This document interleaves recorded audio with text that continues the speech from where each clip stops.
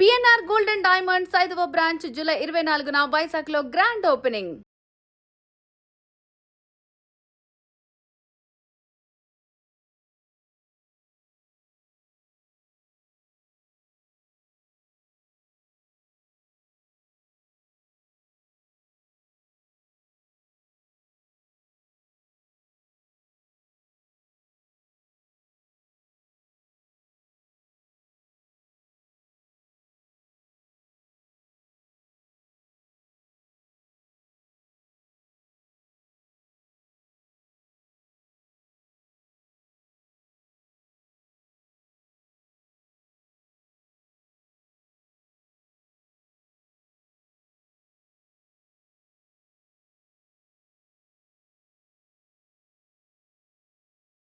Hello, welcome to Suman TV.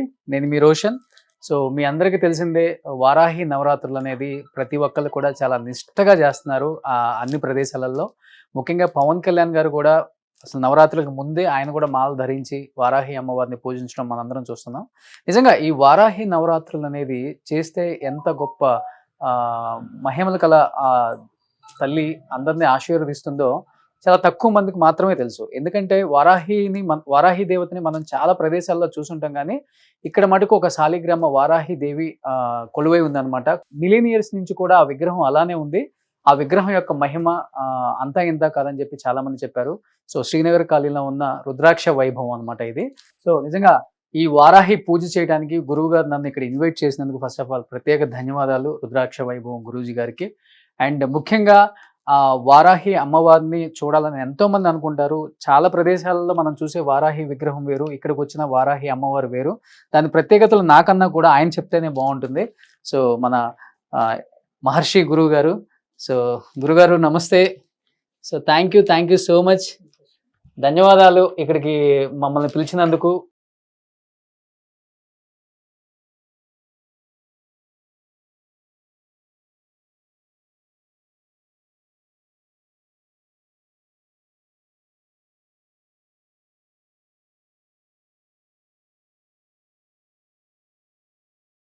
చాలా హ్యాపీగా ఉంది, నాకు చాలా బ్లెస్సింగ్గా ఫీల్ అవుతున్నాను. చాలా సంతోషం అన్న. అంటే నేను విన్నది ఏంటంటే, సో మనం అన్ని చోట్ల వారాహి అమ్మవారిని చూస్తూనే ఉన్నాం, కానీ ఇక్కడ కొలువై ఉన్న వారాహి అమ్మవారు చాలా ప్రత్యేకత కలిగి ఉన్న అమ్మవారు అని చెప్పేసి నేను విన్నాను.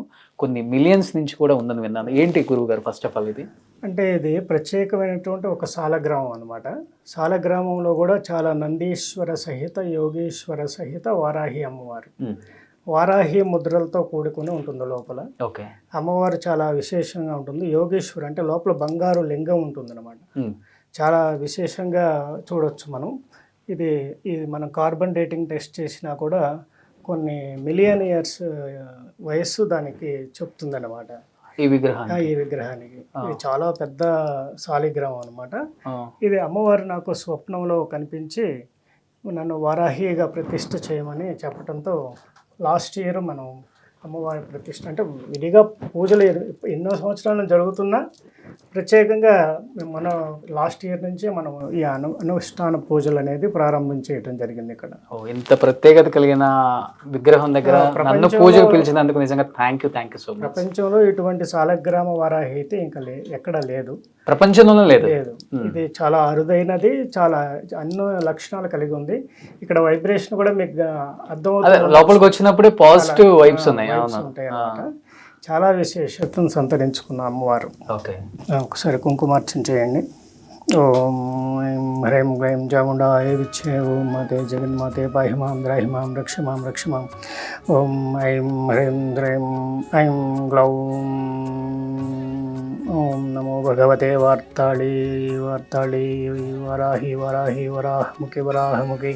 అంధే అంధే నమః రుంధే రుంధే నమః జంభే నమః మౌహే నమః స్తంభే నమః. సర్వదుష్టప్రదుష్టానాం సర్వేషాం సర్వవాక్స్థిర్చర్మపి గతి జిహ్వా స్తంభనం కురు శీఘ్రం వశ్యం కురు. ఐం గ్లౌం టహ టహ టహ టహ హుం అస్త్రాయ ఫట్ స్వాహ.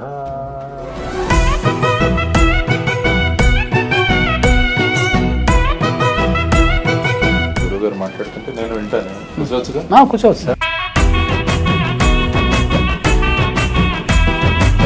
గురుగారు ధన్యోష్మి, ఎందుకంటే ఇక్కడికి రావటం అండ్ ముఖ్యంగా మీరు చెప్పినట్లుగా ఎక్కడ చూడని ఒక అవతారం ఇది. సో కొన్ని తరాల నాటి విగ్రహం అని చెప్పారు. ముఖ్యంగా అసలు వారాహి అమ్మవారు అంటే ఎవరు? లక్ష్మీదేవి వంశమా లేకపోతే పార్వతీదేవి వంశమా? అమ్మవారు ఎవరనే చెప్పాలంటే ముందు విష్ణుమూర్తి నీటిలో ఉన్నటువంటి అవతారంగా మనం చూసినట్లయితే వరాహస్వామిగా వెళ్ళి భూమిని రక్షించడం, వేదాలు రక్షించడం అనేది జరిగినప్పుడు ఆ వరాహ అవతారాన్ని చూసి అమ్మవారు మైమరిచిపోతుంది లక్ష్మీదేవి. అయితే ఆయనకి స్వాలంబన తేవటం కోసం ఆమె వరాహిగా మారి ఆయన దగ్గరికి చేరుతుందన్నమాట. ఈ యొక్క అద్భుతమైనటువంటి సన్నివేశమే వారాహిగా పిలువబడింది. ఆమె భూదేవి. భూదేవే ఆయనకి అర్పించుకునే విధానం వారాహిగా మారటం అన్నమాట. ఈ వారాహి అత్యంత సుందరమైనటువంటి రూపం విష్ణుమూర్తిని స్వాలంబన చేస్తుందన్నమాట. అది భూ వారాహిగా ప్రసిద్ధి చెందింది. అంతేగాని అమ్మవారికి పార్వతీదేవికి ఎటువంటి సంబంధం లేదు దీంట్లో. కేవలం మనకి అమ్మవారు లక్ష్మీ స్వరూపమే. శ్రీ వారాహిగానే కొలుస్తారన్నమాట. కేరళలో కానివ్వండి, తమిళనాడులో కానివ్వండి, మనకి లక్ష్మీదేవి స్వరూపంగానే అమ్మవారిని భావించడం జరుగుతుంది. అంటే రకరకాలుగా చెప్తున్నారు, ముఖ్యంగా అమ్మవారి గురించి, అమ్మవారి గొప్పతనం గురించి, అంటే కలిగే ప్రయోజనాల గురించి కూడా చాలా మంది చెప్తున్నారు. సామాన్యులు కూడా, అంటే పూజించే సామాన్యులు కూడా, భక్తులు కూడా. అంటే మీరు దైవాంశ సంభూతంగా భావిస్తుంటారు చాలా మంది మిమ్మల్ని, ఎందుకంటే మీకు వాక్శుద్ధి కూడా చాలా ఎక్కువ. అంటే ముఖ్యంగా కలిగే ప్రయోజనాలు అంటే ఏమని చెప్తారు? ఇప్పుడు వారాహి అమ్మవారు మనకి ఆజ్ఞా చక్రం మీద యాక్టివేట్ చేస్తూ ఉంటుంది అనమాట. అదేవిధంగా మనలో ఉన్నటువంటి షట్చక్రాలను కూడా యాక్టివేట్ చేస్తూ ఉంటుంది. దాంట్లో ముఖ్యంగా ఆజ్ఞా చక్రంలో కొలువై ఉంటుంది అమ్మవారు. తర్వాత పంచమి అమ్మవారు, అంటే మనలో ఉన్న పంచభూతాలను యాక్టివేట్ చేసే శక్తి కూడా ఆమె దగ్గరే ఉంటుంది. అలాగే శని ఎఫెక్ట్ని కూడా క్లియర్ చేసే శక్తి ఆమె దగ్గర ఉంటుంది. అలాగే రాహు యొక్క ప్రభావాన్ని కూడా తొలగించగల శక్తి అమ్మవారి దగ్గర ఉంటుంది. అలాగే భూ సంబంధమైనటువంటి వ్యవహారాలు కానివ్వండి, లేకపోతే మనలో ఉన్నటువంటి అంతర్గత రోగాలను తొలగించడంలో కానివ్వండి, అలాగే శత్రువులు, మనల్ని శత్రువులు పీడిస్తూ ఉంటారు, మానసికంగా అవ్వచ్చు, శారీరకంగా అవ్వచ్చు, లేకపోతే ఆర్థికంగా కూడా అవ్వచ్చు. ఎవరైనా సరే ఆ శత్రు నిర్మూలన అనేది వారాహి పూజ చేస్తే తథ్యం. ఇంకా దాంట్లో తిరిగేలేదు. కాబట్టి వారాహి అమ్మవారిని పూజించడం వల్ల కలిగే ప్రయోజనాలు మన కొత్త లైఫ్ స్టైల్ని మనం క్రియేట్ చేసుకోవచ్చు అన్నమాట. అలా అని చెప్పి ఈ గుప్త నవరాత్రుల్ని పాడు చేసేసారు దాదాపు ప్రపంచంలో. ఈ మీడియా పరంగా కానివ్వండి, బాగా ఒకరిని చూసి ఒకళ్ళు కానివ్వండి, గుప్త నవరాత్రులకు అర్థం లేకుండా జరిగిపోయింది. మంత్రాన్ని మనం బయటికి ఉచ్చరించడం కానివ్వండి, మంత్రం పబ్లిక్ చేసేయటం కానివ్వండి, అనుష్ఠానాలు పబ్లిక్ చేసేయటం ఒకరికొకరు చెప్పుకుంటూ ఉంటారు కదా. ఎందుకంటే పూజ ఇష్టపడని వ్యక్తి అనమాట అమ్మవారు. పూజ చేసేటప్పుడు అంటే బార్బాటంగా చేసే పూజ కాదనమాట. చాలా గుప్తంగా చేయాల్సిన పూజ అనమాట. రాత్రి పూజ దేవి, రాత్రి సంచారిణి దేవి. మనం చూస్తుంటాం అర్ధరాత్రులు మనం ట్రావెల్ వెళ్తుంటే 12 దాటితే అన్ని పండులన్నీ కూడా మనకు రోడ్ల మీద కనబడుతూ ఉంటాయి. ఇక అంటే అమ్మవారు చాలా గుప్తంగా ఉండాలి, గోప్యత అనేది ప్రదర్శించే అమ్మవారు అనమాట. కాబట్టి అమ్మవారిని బాహాటంగా పూజ చేసుకునే విధానం లేకుండా ఉండటం అనేది శ్రేయస్కరం. ఓకే, అంటే మీరు అన్నట్లుగానే ఎక్కువ మంది నైటే పూజ చేస్తున్నారు, బట్ ఎలా చేయాలి ఏంటో కూడా కొన్ని నియమాలు కూడా తెలియట్లేదు. ఇంట్లో పెట్టుకొని ముఖ్యంగా చాలా మంది పూజలు చేస్తున్నారు కాబట్టి ఎలాంటి నియమాలు అంటే 9వ రోజు చాలా ముఖ్యం. రేపు 9వ రోజు ఎలాంటిది పాటిస్తే ముఖ్యం ఇవాళ రేపు? అసలుకి రేపు అమ్మవారికి కంద దీపం అనేది ఇవ్వటం, అలాగే దోసకాయలను నైవేద్యంగా పెట్టడం, వాటిని ఎక్కడన్నా వాటికి మన పబ్లిక్గా పందులైదు ఉంటాయి కాబట్టి అటువంటి వాటికి చేరే అవకాశం ఉన్నా కూడా చేర్చడం అనేది కూడా మంచిది అనమాట. అయితే కంద దీపం అనేది పెట్టడం అనేది ఇప్పుడు మీరు చూస్తారు. కంద దీపం, కంద హారతి ఇవ్వటం, అమ్మవారికి కంద హారతి, కంద దీపం ఇవ్వటం అనేది చాలా చిలకడ దుంపలు అంటే చాలా ఇష్టం అనమాట అమ్మవారికి. ఇలా కొన్ని ఇంపార్టెంట్ అయిన ఐటమ్స్తో అమ్మవారికి నైవేద్యం పెట్టడం, వాటిని మళ్ళీ వాటికి అందజేయటం అనేది చేస్తే చాలా మంచి సంతృష్టిని పొందుతుంది అమ్మవారు. దాని వల్ల కామ్యాలు నెరవేరుతాయి అనేది చాలా మంది ప్రతీతి. ఓకే, అంటే మంత్రజపం అనేది చాలా ప్రాముఖ్యత ఉన్నది అమ్మవారికి అని చెప్తున్నారు కాబట్టి మీరు అన్నారు కొంతమంది మంత్రం చదివే కూడా ఎలా కూడా తెలియదు. కొంతమంది పైకి చదువుతారు, కొంతమంది లోపల చదువుకుంటారు. అంటే ఎలా దాన్ని జపిస్తే? ఇది చాలా ఒక అద్భుతమైన సంఘటన ఏంటంటే, నేను చిన్నప్పుడు ఈ పందులన్నీ కూడా వెళుతూ ఉంటే అన్ని విన్గా వెళుతూ ఉంటాయి. ఆ పందులు కాచే ఆయన టహ్ టహ్ టహ్ అంటాడు. అనగానే ఎమ్మటే అవి అన్నీ ఒక లైన్లో వెళుతూ ఉండటం నేను గమనించాను చాలాసార్లు.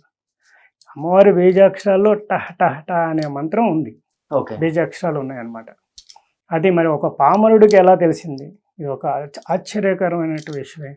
ఏ పండితుడు చెప్పడు కదా, అవును. పిలిచి బీజాక్షరాలు బోధించడు కదా. మరి అతనికి ఎలా తెలిసిందంటే ఆమె ఇచ్చింది అతనికి మంత్రం. ఓకే. ఎంత గొప్ప అంశం అండి ఇది. అంత అద్భుతమైనటువంటి, అంటే స్వయంగా ఆమె మనల్ని సరిదిద్దగల శక్తి, నిన్ను రైట్ వేలోకి పంపించగల శక్తి ఆమె దగ్గరే ఉంటుంది. ఎప్పుడైతే మన మంత్రాన్ని జపం చేస్తూ ఉండటం వల్ల మనలో ఉన్నటువంటి కామ, క్రోధ, లోభ, మోహ, మదమాశ్చర్యాలన్నింటినీ కూడా ఆర్డర్లో తీసుకొచ్చే అవకాశం ఉంటుంది. అదేవిధంగా మనం ప్రెగ్నెంట్తో ఉన్నటువంటి అమ్మవారు ఉంటారు, పంది పిల్లలతో ఉంటుంది. అది ఎలా చూస్తుందంటే అమ్మవారు మనకు అటు ఇటు ఉంటారు, 8 దిక్కులా చూస్తుంది. అటు 4 దిక్కులా, ఇటు 4 దిక్కులా చూస్తుంది అమ్మవారు. అంటే ఒక పంది పిల్లల్ని అటాక్ చేయాలంటే 6 కుక్కలు కావాలండి. 6 కుక్కలు అయితేనే ఒక పందిని క్యాచ్ చేయగలుగుతాయి. అంటే అంత ఫైట్ ఈ కుక్కలకి ఆ పందికి జరుగుతూ ఉంటుంది మధ్యలో. అయినా కూడా వాటిని ఎంతో చాకచక్యంగా వాటిని ఓడిస్తుంది. ఈ 6 కుక్కలు ఏంటంటే ఈ అరిషడ్ వర్గాలు అనమాట, మన యొక్క అరిషడ్ వర్గాలు. అదేవిధంగా పంది పిల్లల్ని ఎంత సంరక్షిస్తుందో మనల్ని కూడా అంతే విధంగా మనం ఉపాసన చేసిన వారిని సంరక్షిస్తుంది. ఇది లైవ్ అనమాట. ఎవరైనా కూడా పందుల్ని ఒకసారి మనం గమనిస్తే చెప్పినయే మనకు అర్థమవుతుంది. కాబట్టి అమ్మవారు సంరక్షణీయ స్వరూపిణి, మనల్ని జాగ్రత్తగా కాపాడుతుంది. అలాగే లలిత పరాభట్టారికకు సర్వసైన్యాధ్యక్షురాలు ఏమి, అమ్మవారి ఎడమ వైపే ఉంటుంది. అమ్మవారు ఏదైనా కొద్ది కాలు కదిపిందా ఎమ్మటే వారి యొక్క దుష్ట సంహారం కోసం బయలుదేరుతుంది అనమాట. ఓకే. అమ్మవారు సప్త మాతృకల్లో కూడా ఒకటి, సప్త మాతృకల్లో ఒకటి అనమాట. ఈ రక్త బీజుడిని సంహరించడం కోసం అమ్మవారు వీళ్ళందరినీ మళ్ళీ తీసుకున్న తరుణంలో ఈమె కత్తి, డాలు, ఒక మేకను పట్టుకొని గేదె మీద స్వారీ చేస్తూ రక్త బీజుడిని చంపి ఆ రక్తాన్ని తాగుతుందన్నమాట. ఇలా ఎన్నో విజయాలని ఆమె మనకు అనుగ్రహించింది లోకానికి. అదేవిధంగా దండనాయిక, తారాకాంతి తిరస్కారి అన్నమాట అమ్మవారు. చాలా విశేషంగా ఉంటుంది అమ్మ. విశుక్ర ప్రాణహరణ వారాహి వీర్యనందిత అని మనకు లలిత సహస్రనామంలో కూడా చెప్పబడింది. అమ్మవారి యొక్క వైభవం అంతా ఇంత అని మనం చెప్తా ఉంటే ఇంకా చాలా ఉంటుంది అనమాట. ఓకే. అంటే ఎక్కడెక్కడ ఉన్నాయి టెంపుల్స్ అసలుకి? అంటే హైదరాబాద్, మన తెలంగాణ, ఏపీలో ఏమన్నారు అసలు? అవును, నేను ఉపాసన చేసింది అయితే, అంటే మొదటిదైతే నేపాలే బారాహి టెంపుల్, తారా బారాహి టెంపుల్ అని అంటుంటారు అక్కడ.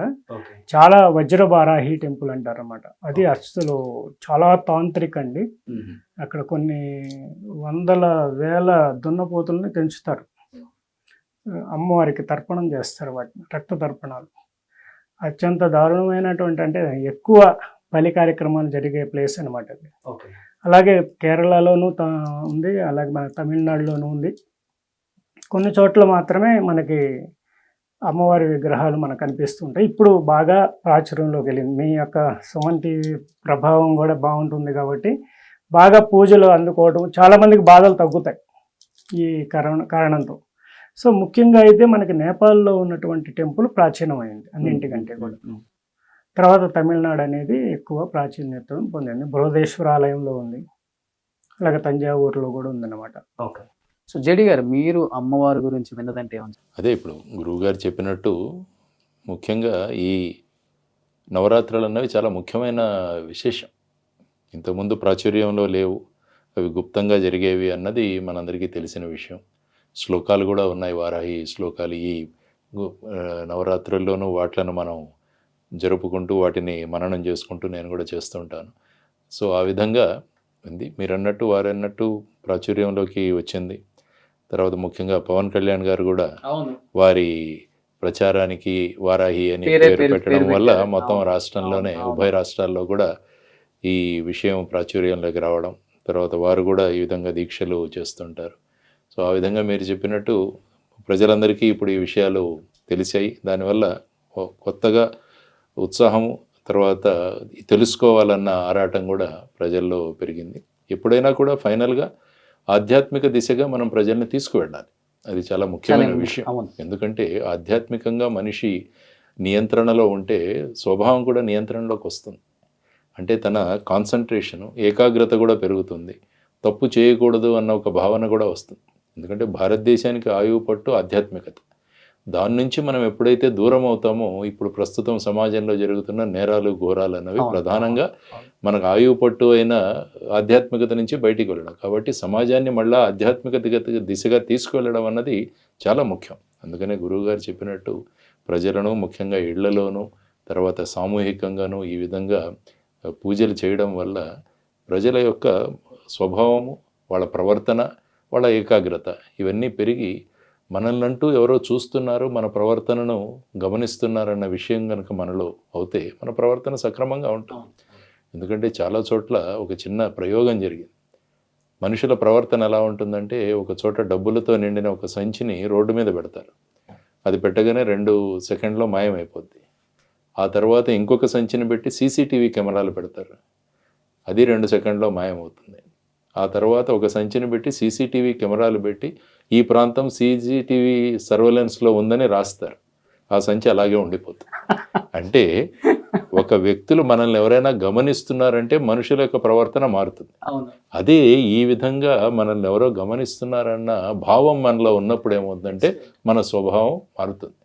అదే ఆధ్యాత్మికత. ఆ దిశగా వెళ్ళడం, మనల్లో మనం పరిశోధించుకోవడమే ఆధ్యాత్మికత. మన గురించి మనం లోతుగా తెలుసుకోవడమే ఆధ్యాత్మికత. కాబట్టి ఆ విధంగా ఈ విధమైన విషయాలు ముందుకు వెళ్తున్నాయి. మిమ్మల్ని ఎంతవరకు ఎవరు చూసుంటారు జేడి గారు? వారిలో చాలా ఆధ్యాత్మిక కోణం దాగి. అంటే జేడి గారు అన్నట్లు నిజంగా జనంలో కొంత మార్పు అయితే మొదలైంది పవన్ కళ్యాణ్ గారి వల్ల. ఆయన ప్రచార రథాన్ని కూడా వారాహి షేప్ లోనే చేయించడం కానీ, పేరు పెట్టడం కానీ, తర్వాత ఆయన వారాహి అమ్మవారిని పూజించే విధానం చూసి చాలా మందిలో మార్పు వచ్చింది. ముఖ్యంగా ఆయన ఫ్యాన్స్ కావచ్చు, లేకపోతే మనలాంటి వాళ్ళని చాలా మంది, మేము కూడా. వారాహి అమ్మవారిని పూజించటం అనేది ఆయన పూజ చేసిన దగ్గర నుండి వారాహి అమ్మవారికి కూడా వెలుగు వచ్చింది ఒక రకంగా చెప్పాలంటే. అది కూడా ఒక గొప్ప విషయం అని చెప్పుకోవచ్చు. అలాగే వారాహి పవన్ కళ్యాణ్ గారి భక్తులందరూ, అంటే శిష్యులందరూ కానివ్వండి, వారి అభిమానులు కానివ్వండి, ఈ వారాహి పూజ చేయడం వాళ్ళు కూడా ప్రారంభించుంటారు చాలామంది. వారందరూ కూడా చాలా మార్పులు వస్తాయి, ఇంకా మంచి మంచి ఫలితాలు పొందుతారు అన్నమాట. ముఖ్యంగా అమ్మవారి పూజలో ఏం చేయకూడదు, అంటే ఎటువంటి నిషేధం ఉంటాయి? దీంట్లో ఏంటంటే శాక్తేయ విధానాలు ఉన్నాయి, అంటే తాంత్రిక విధానాలు ఉన్నాయి. ఇది అమ్మవారు మనలో నెగిటివ్ ఎనర్జీని తీసేస్తుంది అన్నమాట. ఎంత వరకు నెగిటివ్ ఎనర్జీని తీసేస్తుంది అంటే అల్టిమేట్ ఇంకా మనలో ఉన్నటువంటి నెగిటివ్ మొత్తం తీసేస్తుంది. అయితే మన బాడీలో నెగిటివ్ పాజిటివ్ 2 ఉంటేనే కదా సమతుల్యత జరిగితేనే. కాబట్టి ఎక్స్ట్రా ఉన్నటువంటి డిజార్డర్స్ ఏవైతే ఉన్నాయో నెగిటివ్ ఎనర్జీని దాన్ని పూర్తిగా తొలగిస్తుంది అన్నమాట. ఈ క్రమంలో ఏంటంటే శాక్తేయ విధానం, తాంత్రిక విధానాల్లో ఈ మందు, ఈ మాంసాలతో నైవేద్యాలు పెట్టి చేస్తుంటారు.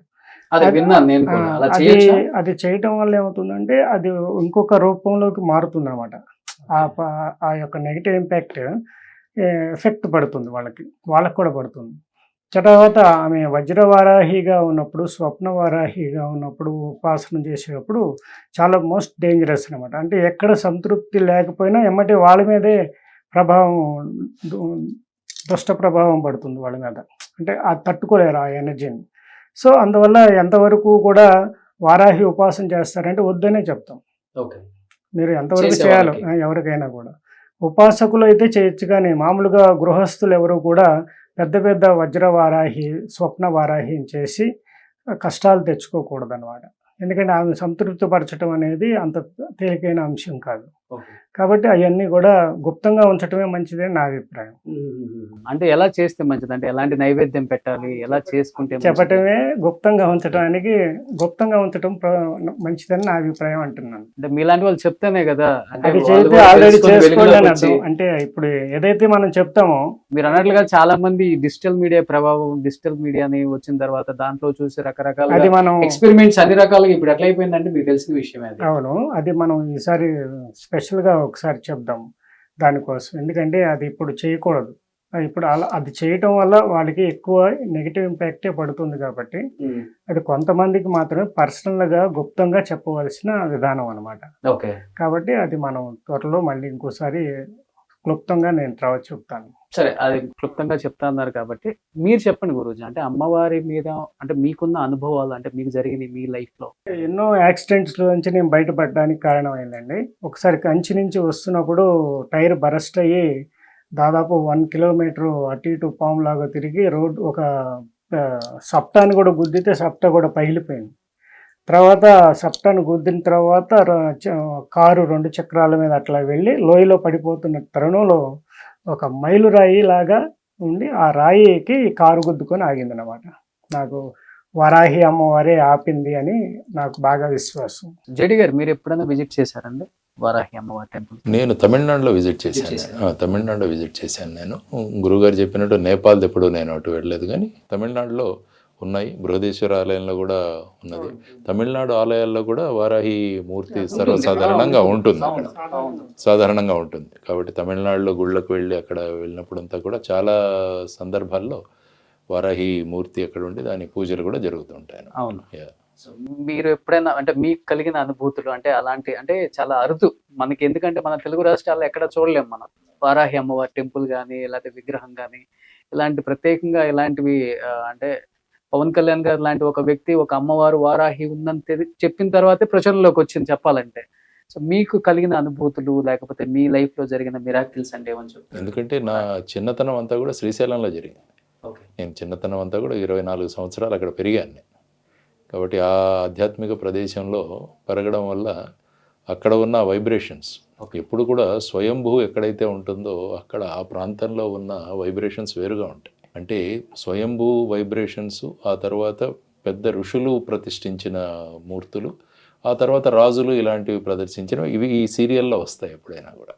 కాబట్టి స్వయంభూ ఎక్కడైతే ఉంటుందో, ఫర్ ఎగ్జాంపుల్ మీరు అక్కడ చూసుకుంటే శ్రీశైలంలో మనం అష్టాదశ శక్తిపీఠాల్లో ఉన్నది, జ్యోతిర్లింగాల్లో కూడా ఉంది. కాబట్టి ఆ ప్రాంతం యొక్క ప్రభావం, ఆ ప్రాంతంలో ఉన్న అక్కడికి వెళ్తేనే ఒక వైబ్రేషన్లో ఉంటాం మనం.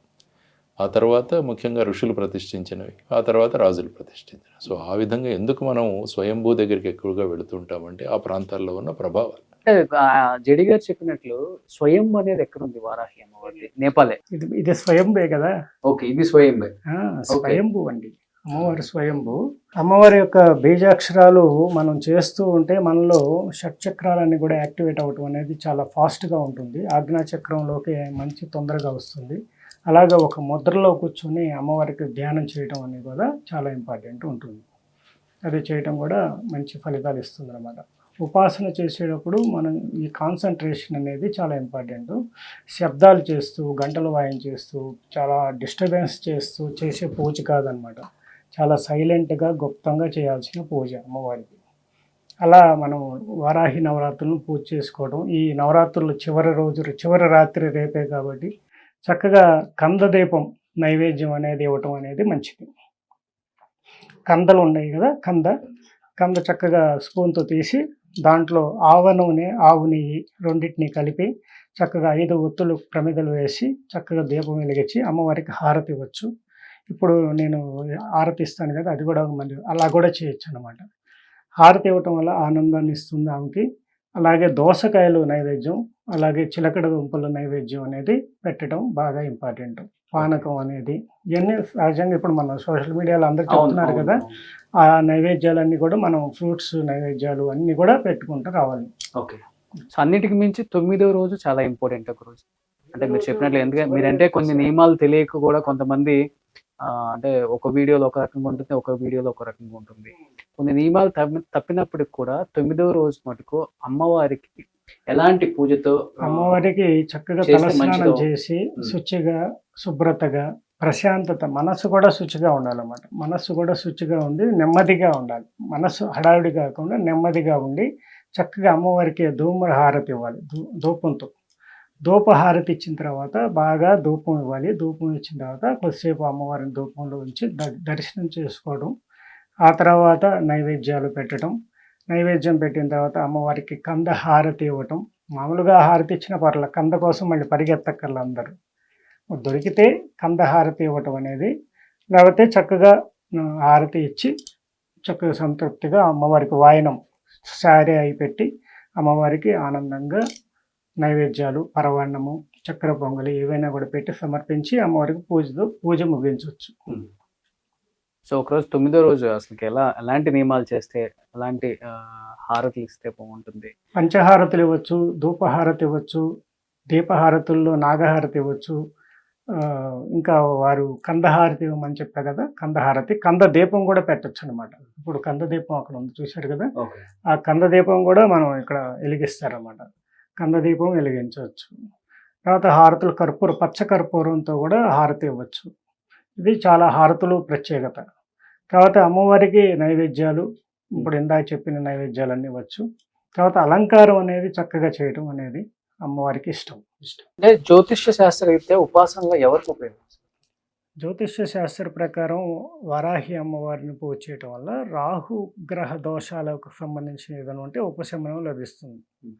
అలాగే తంత్రశాస్త్ర ప్రకారంగా తాంత్రికంగా కొంత ఇన్ఫెక్టెడ్కి గురవుతారు కొంతమంది. చేతబడులని, బాణమని, చిల్లంగని, లేకపోతే దిష్టికి, కొన్ని దుష్టశక్తి కొన్ని కాన్సెప్ట్స్లో కొంత రోడ్ల మీద పడేసి తొక్కి వెళ్ళిపోవటం, వీటన్నిటికీ కూడా అమ్మవారు చెక్ పెట్టేస్తుంది అనమాట.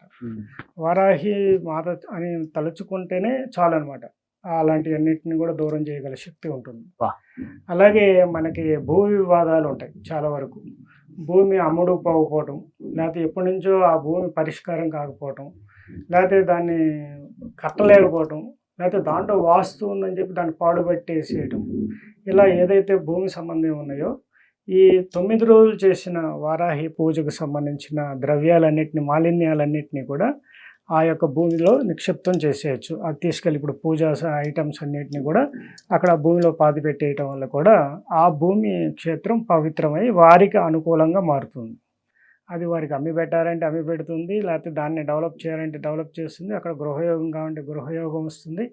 అలా ఆ భూమికి సంబంధించిన దోషాలు ఏవైనా కూడా సరిచేయబడతాయి అన్నమాట. నిజంగా చాలా చాలా విశేషాలు తెలియనివి నిజంగా చాలా క్లుప్తంగా చెప్పారు. చాలా సంతోషం. నేను ఎక్కువ మాట్లాడను, ఎందుకంటే అనుష్ఠానంలో ఉంటాను కాబట్టి. అందుకే మీరు ఎన్నోసార్లు వీడియోలు రండి అంటున్నా నాకు ఆ సమయం సరిపోదు. నువ్వు గమనిస్తున్నావు కదా, మాకు సమయం సరిపోదు కాబట్టి మీ దగ్గరికి రాలేకపోవటం, వీడియోలు చేయలేకపోవటం అనేది జరుగుతూ ఉంటుంది. అయితే ఇంకా అమ్మవారి చాముండేశ్వరి మాతను కూడా మనం తెలుసుకోవాల్సిన అంశం ఉందన్నమాట. ఇక్కడ అమ్మవారు వజ్రకవచ సాలగ్రామంలో ఉన్నారండి. వజ్రకవచ సాలగ్రామంలో అమ్మవారి యొక్క హృదయంలో ఉంటారు. అమ్మవారు స్వప్నంలో కనిపించి నా చేత విగ్రహాన్ని తయారు చేయించింది అన్నమాట. అది ప్రతి సంవత్సరం మనం విశ్వశాంతికై 1108 నదీ తీర్థాలతో అభిషేకాలు అనేది, ఈ సాలగ్రామాలన్నిటితోనూ అభిషేకాలు అనేది చేయటం అనేది జరుగుతూ ఉందన్నమాట. నిజంగా చాలా ధన్యవాదాలు గురూజీ. చాలా అంటే చాలా సంతోషంగా ఉంది. ఒక పాజిటివ్ వైబ్స్ ఉన్నాయి లోపలికి రాగానే. అండ్ జేడి గారు, నిజంగా మీరు కూడా ఇక్కడ జాయిన్ అయినందుకు చాలా చాలా మన అదృష్టం గారు. ఎప్పటి నుంచో చెప్తున్నారు, ఈ రోజు మన అదృష్టం. ఇది మమ్మల్ని కలవడం కూడా ఒక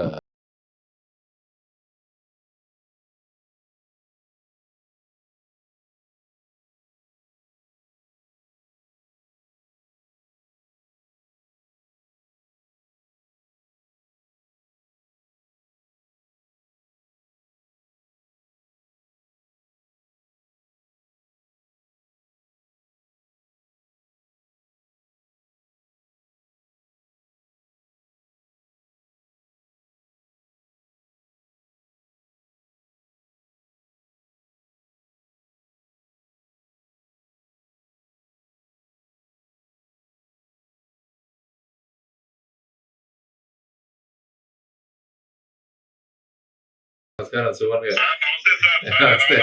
మేము కూడా వచ్చాం కార్యక్రమంలో. రోషన్ తీసాడు, నేను కూడా వచ్చాను అదే టైంకి. నన్ను కూడా ఇంటర్వ్యూలో ఇంక్లూడ్ చేశాడు. తమరు కూడా ఒకసారి ఇచ్చేసి అమ్మవారిని దర్శనం పొందాల్సిందిగా కోరుకుంటున్నాం. సుమన్ టీవీలో మీ పర్సనల్ అండ్ బిజినెస్ ప్రమోషన్స్ కోసం కింది నెంబర్కి కాంటాక్ట్ చేయండి.